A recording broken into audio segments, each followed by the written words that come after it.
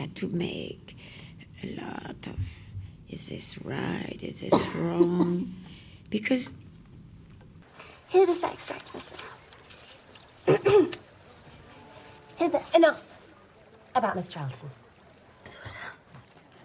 I believe I am in love. God, I should be assured of her. Well, I think I've been incredibly fortunate to work with such,